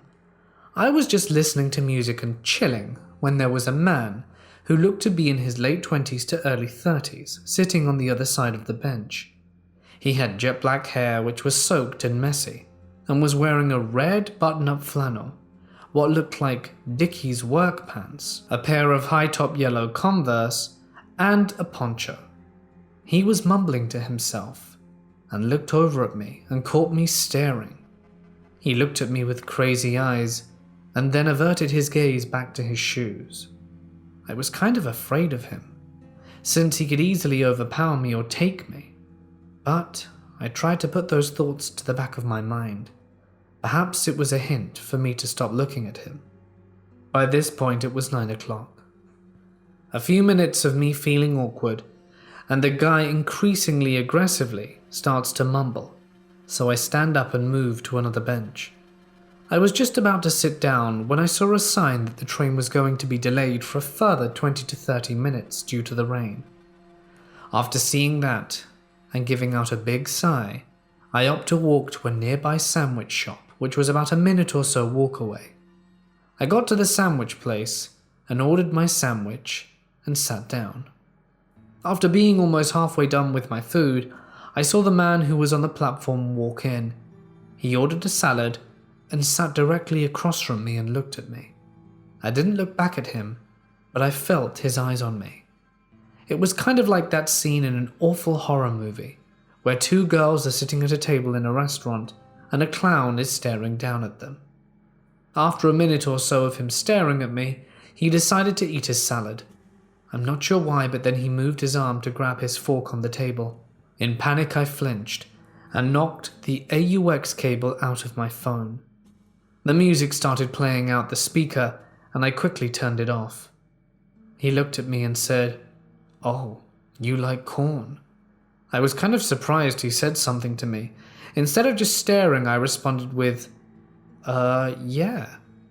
I noticed he kept looking me up and down, and was about to say something, but then I grabbed my stuff and walked out. He does some sort of annoying groan, and I hear him walk behind me. I start to speed walk, and I practically burst through the door of the restaurant. "Where are you going?" "The train platform." "Oh, I could just drive you to where you want to go." "Why are you at the station then?" "What do you mean?" "You literally sat 3 feet away from me on a bench and we made eye contact." "That wasn't me." "Yeah, sure. You still want to ride?" "I'm good, thanks." "Come on, I'll pay for gas and we can spend time together. I mean, what is a girl like you doing here?" "Just leave me alone, dude, I'm fine." "Whatever, dude." I walked up to the platform, sat down on a bench and waited. I didn't see where the man went and was kind of on edge. After a few minutes, the man came up, sat on the opposite side of the bench, and I stood up and started to walk away to another bench. I heard the guy shout something at me, but I'd had enough, turned and walked up to the curb. I called my brother to pick me up and go to my dad's house tomorrow. As the call was ringing, the man walked up behind me, grabbed the phone out my hand, and I ran to grab it, and he dodged me. I heard my brother answer my call and say hi or something like that, and I kicked the guy in his privates, grabbed my phone, and sprinted a few blocks away, telling my brother to collect me now. My brother came and fetched me, and that was the end of it.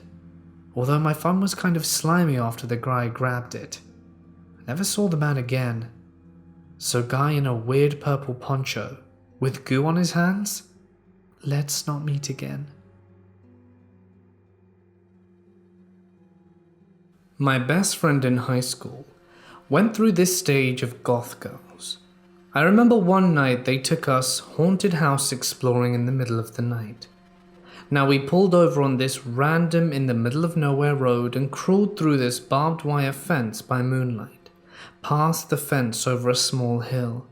I found myself looking at this 2-story and a basement farm home that was surrounded by a huge fountain. It looked like a run-down version of the home in The Great Gatsby. I wish to this day I knew how to get there. I have no idea where it was in my hometown, just that we were there and it was beautifully run down. I was not a believer in the supernatural or ghosts, so I was casually enjoying the home. Inside there were markings on the wall, knocked down doors and walls, and while you can tell it was beautiful at one time, it was really run down. I broke from the group to check out the upstairs, the basement, and the middle floor. As I was walking back to the group, I walked by the stairwell and nodded to one of the girls that was up there with us who was standing in the stairwell. As I entered the next room, I saw our entire group. I paused, then jumped back to the room with the stairwell. No one was there. While creepy, I know what I saw. I know that place has a feel to it. I wish I could find it again. I would go visit it in the dead of night, just to feel what I felt that time. My car had just perished, and my brother and I were stranded downtown. It was late around 9:30, and we didn't want to disturb anyone to call for a ride, so we tried to take the train home. We were waiting on the tracks when I gestured with my foot to where my brother needed to go get his ticket. A guy that was roughly 10 yards away from us ran up and said, "You kicking at me?" No, Are you kicking at me?" he interrupted. "No, I was just pointing with my foot." "You trying to be a smart-ass with me?" "No," I said, looking visibly annoyed. He left and we went to buy our tickets. He started to walk towards the ticket machine, so we walked further down the station. He came up to us after trying to use the machine and said, "Which one of you hexed my card?" We obviously didn't hex his card, so we just started to walk off. He stopped us and said if we didn't believe in hexes, we would by tonight, and told us that the last person he hexed felt like they had spiders crawling out their mouths. When we started ignoring him, he said that he could do more than hex us. He can pull out his firearm when people start to ignore him, so he motioned to his waist by grabbing his belt. He brushed up his shirt too high and we could see there was nothing. We told him that we were leaving and to not follow. He said if we called the cops, he'd get in touch with his people and we would leave in caskets. We made our first train but had to sprint to catch the next one. I had an asthma attack on the train and joked about how it was the foretold hex that he placed on us. So strange man with the imaginary weapons, let's not meet again. My hometown is in the middle of farming lands and cattle ranches for miles in every direction. While it's not nature, it is a lot of open spaces and old-ass farmhouses. So, the middle of nowhere. There was one that was notorious for being spooky, about 35 miles out in the middle of nowhere. My friends and I decide to drive out to it one evening and see if we can get inside and look around, ignoring the potential of danger, as dumb teenage boys do. My friends Jake and Justin and Matt stay in the car because they're too scared to follow inside. My stepbrother, our best friend, and I climb in a window on the lower floor and look around inside. There's lots of beer cans, needles, animal bones, and there had obviously been a fire in the house in the past. Nothing too spooky. Just the normal stuff you'd expect to see in a janky old farmhouse. Then my phone rings. "Yo," I said to Justin. "Dude, where are you guys right now?" In the house?" "Yeah."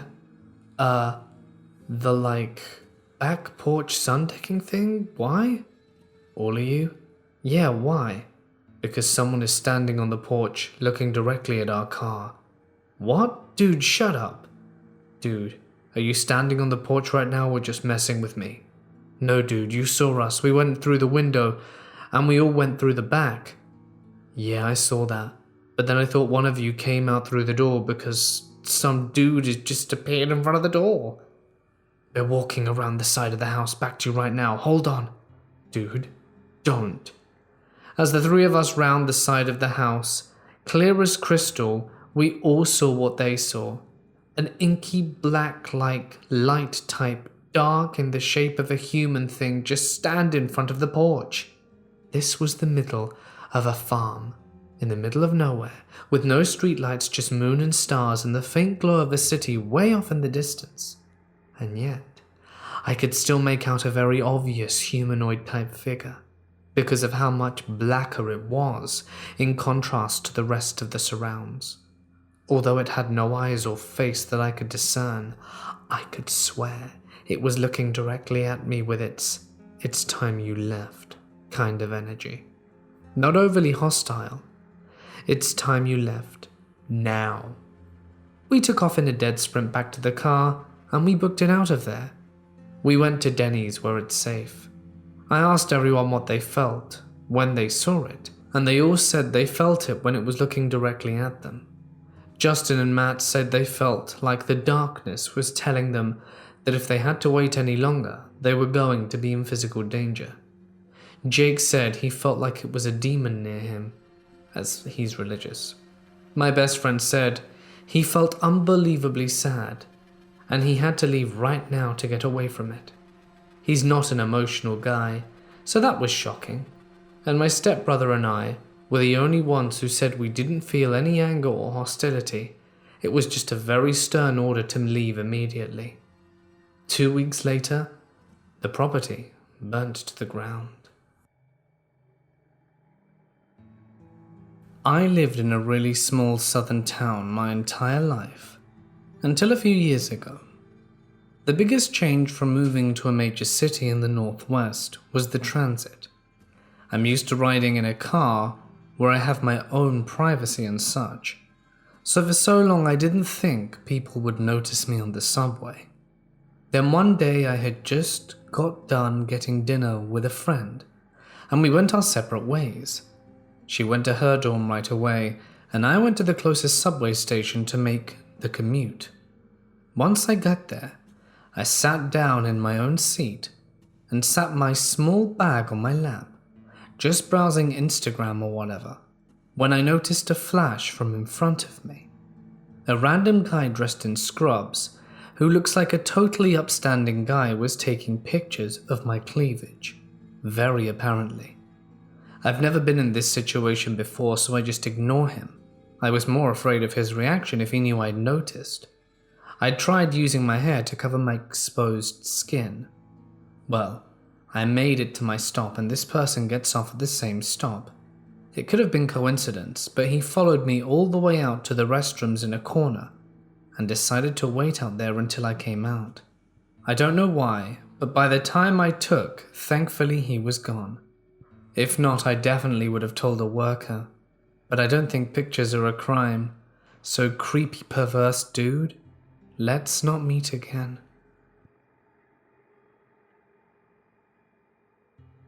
When I was in 7th grade, my parents decided to take a 3-week-long summer trip to Europe.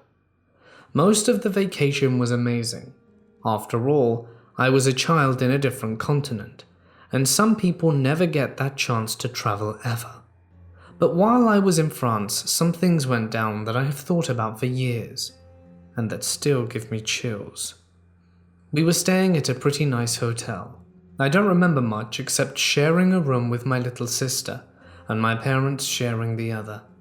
But one night my parents went out to eat, and said that I should take my sister to the hotel's indoor kids area for an hour, and then go back to the room.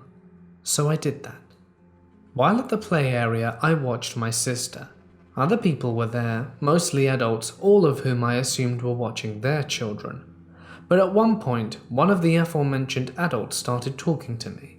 A brown-haired man who simply looked like your average Joe, and didn't seem menacing at all. I just thought he was trying to make conversation with the weird girl sitting alone in the kids' play area. So I conversed with him. Basic stuff at first. How I liked traveling and where I came from. Then it got a little more personal. How old I was. Where were my parents? And was another sibling with me? When he asked these questions, he would take his phone out and slightly point at me. But being a dumb middle schooler, I didn't stop talking or leave. We had been talking for nearly 20 minutes, and I noticed it had been around an hour, so I said bye to him and went to grab my sister. I get her out and leave the area, but out of the corner of my eye I see him pull out his phone and point dead straight at me. Even at 12 I could realize something was out of whack, so I booked it as fast as I could back to the hotel room. When my parents returned, I didn't tell them of the incident because I didn't want to hear a lecture on stranger danger. Besides, I thought I had seen the last of Mr. Creeper, but I was not that lucky. A different time when I took my sister to the play area, I saw the same man. I wasn't too worried as there were other adults around, so it's not like he could take me there and then, but I still wanted to avoid conversation though. He started talking to me, addressing me by name, which somehow made the whole situation even more uncomfortable. I spoke with him though until he asked what my room number was. I said that my parents said I should never tell another person my room number, which was true, but I mainly just didn't want this weirdo to get the number. He said that's a rule that only applied to strangers, and that me and him were not. While he said this, he was touching my shoulder, which made me want to scream. Funny he said that we weren't strangers, because I then realized that I was the one giving all the personal information. I don't even think he told me where he came from. He said his name was Paul, but that name is so generic he could have been lying, which he probably was. Those thoughts triggered me to say that I had to go. I was late to see my parents. I snatched my little sister and ran to the hotel's front desk, scared that if I went to my room the man would follow. I told the people at the desk the description of the man and where he was.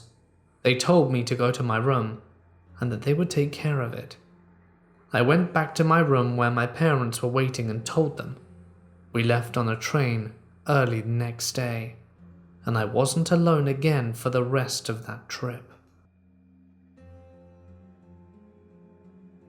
A few years ago when I was 12, I was working this event called Thomas at our local train station. Before work on one of the days, me and two of my friends decided to explore and try and see if we could find weird stuff in the museum. Mainly, we liked looking for ghosts, the most famous being the woman in white. Apparently her life ended when someone pushed her on the tracks when a train was coming, and obviously you can imagine what happened to her. While me and my friend were looking, we come across one train car. We went in, and since it was very dark I was forced to go first. I was the only boy, and we were walking in the car when I spotted something in the next one, which was a mail car. There was a woman in a large old-timey dress standing there. The unsettling thing was her neck at an unnatural angle. She was turned away from us, and as my friend Emma saw it, she lost it and screamed. As she was screaming, the lady turned, and her mouth unhinged, and we fled. We had one more friend at the lobby, and when we explained what happened, she wanted to take a look. Of course, when we returned, there was nothing. And as we were walking out, I look in the last car, and I think I saw some light. I got the hell out of there. I didn't want to risk it. I grew up in Frederick, Maryland. Back in the mid-90s to early 2000s when I was a teenager, the city still had a very Rust Belt vibe. Before its fairly recent revival into a hipster-infected douche mecca, it had a fairly large blue-collar presence, particularly among the city's open-air drainage canal, which back then when I was growing up was flanked on both sides by tons of abandoned and/or condemned buildings, both residential and industrial. Now it's all sushi fashion joints, hilariously overpriced condos, and vintage thrift shops like every other city on the East Coast. Back then, we would roam around the city and break into abandoned buildings for fun. Sometimes we'd vandalize the place, but mostly we were just exploring and would use them as hangout spots where we could drink and smoke without having to worry about cops. There were a bunch of creepy moments, particularly when you'd break into a condemned house only to discover that one or more homeless people had set up there. My city kind of had a reputation for having a lot of severely mentally ill homeless people back then, paranoid schizophrenics and such, a bunch of whom I knew by name. One memory that stands out though was an abandoned house we broke into which had clearly been vacant for many years, with visible black mold growing on the walls. It was weird because it had clearly been occupied by a family previously because all their stuff was still there. Like the rapture happened and they just disappeared. Beds, dresses with clothes, family photos on the walls, all of that. We didn't dare open the fridge. It really seemed like for some reason the family drove away one day and never returned. It was super creepy walking through their home with flashlights and just getting this rotted glimpse into their lives before whatever happened.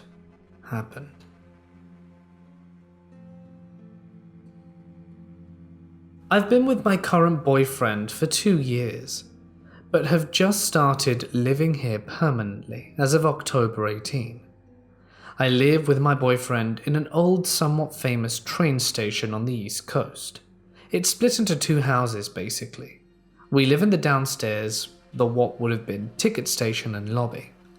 Our bedroom is the women's waiting room. It was segregated by gender when it was functioning. There's half a staircase that leads upstairs, but we can't go up because half of it fell through the floor when it was abandoned.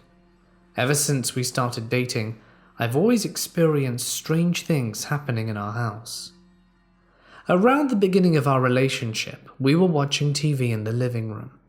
His cat stared up at something, so I followed her gaze and witnessed a floating face staring at me out of what would have been the platform on the stairs. I've seen a woman in a red dress outside our bedroom door that leads outside. I've had the feeling of my arm being pulled and caressed while I was in bed. We've seen the glow of a phantom lantern walking down the train tracks. A white light/orb has played with me, and it would sit in a dark room, and when I would come across it, it kind of did a little dance and zipped away. I've seen an orange aura of a woman walking through our kitchen. There's also been a solid black figure moving in our kitchen, but he has left. My boyfriend lived on a different part of the property before the station was livable, and used to see a small boy running through his apartment. Typical stuff, like footsteps in the upstairs part of the house when the tenant isn't home, and things moving. When I moved in permanently, we think a lot of energy was woken up, as the place became very active. I grew up in the country. I'm not talking middle of nowhere, but it was definitely a step down from the suburbs. For context, my house is next to a massive cornfield, but the house on the other side and across the street was somewhat close. I also lived on a 7-acre lot, so it was somewhere between rural country and the suburbs. Anyway, at the back of the property was a pretty large forest that eventually led into a nature trail. But before that, there used to be a campground. This campground used to be a pretty popular place back in the day, long before we moved there. But it eventually abruptly closed. I don't know why exactly, but I've heard a lot of talk about there being issues with drugs. There was also a rumor that people had been attacked there. No one that we know of in that area really knew for sure, but the fact remained that it was closed, and they didn't tear it down. They just left the camp abandoned, complete with cabins, a mess hall, other buildings, and a swimming pool. That in itself sounds creepy, and it was, but at the time of this story, I was very young, probably around 7 or 8, and I was also pretty naive given my age. Now, this forest, an abandoned camp, wasn't part of our property, which ends just where you get to the tree line. However, at the time, the owner of that property and my dad were friendly with each other, and this guy said he didn't mind if we went back there and even let my dad hunt there during deer season. So, one evening when my mum was working nights, my dad took my sister, who's less than a year younger than I am, and me back there to explore. It wasn't dark yet as it was summer, but it was getting close by the time we headed there. We explored a bit, though most of the buildings were locked, and the pool was gross. There was also a lot of spiders around. I was getting eager to return, and it was also pretty dusky by the time we explored the cabins. They were all unlocked, and some didn't even have doors, so we were looking around. In hindsight, this sounds like the beginning of a horror movie, but I didn't know any better at the time, and my dad is basically fearless. While we were in one of the cabins, we heard voices outside it, and we peeked out one of the windows and saw two 30-something-year-old guys. They kind of looked rough and shifty, and they were all speaking loudly. They seemed like they were in some kind of rush, like they had to hurry up and do something back there, or they were looking for something.